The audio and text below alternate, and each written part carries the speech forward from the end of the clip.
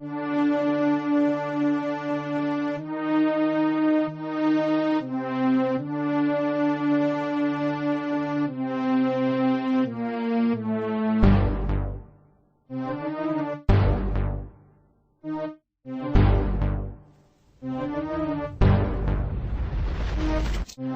تو خونمون صدا آهنگی چیده، صدا آهنگی که حتما جدیده، آهنگی که میشینه روی لباتو، داره میره یه قدرت به اون صداتو، برق تو چشاتو، خنده رو لباتو، دارم میبینم اون طرفداریاتو، طرفداری تو دوست عزیزم، به خاطر تو دارم عرق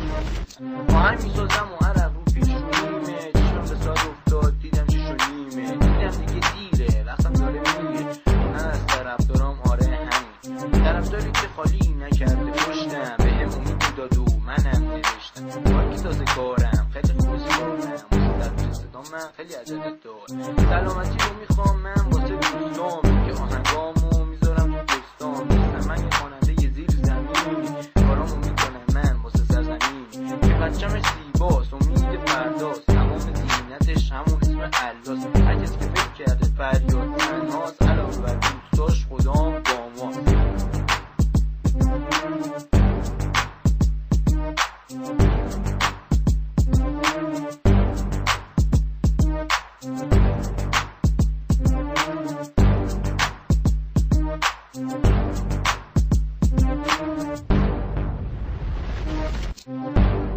تشکر میکنم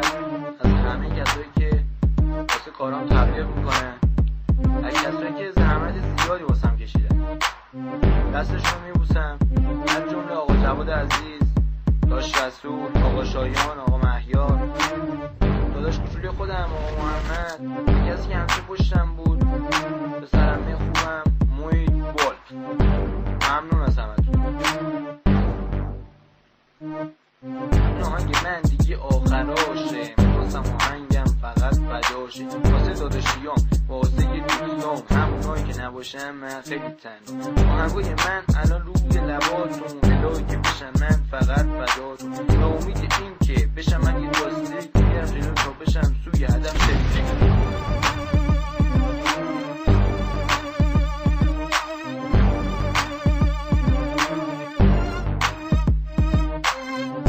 I sing my song in English, but my language isn't English. I want to know me in everywhere, I try for friends in every day. While you sing a song just in Iran, want to be a just in Iran. I say to friends just thank you,